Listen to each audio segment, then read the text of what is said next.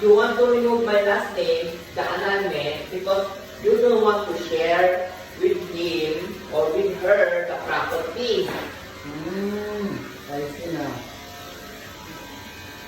But if the guy is become rich and a lot of property, the children will have the share.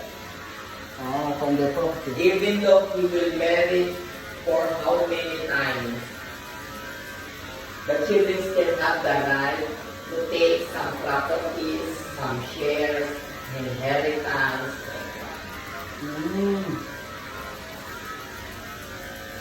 That is the Filipino divorce.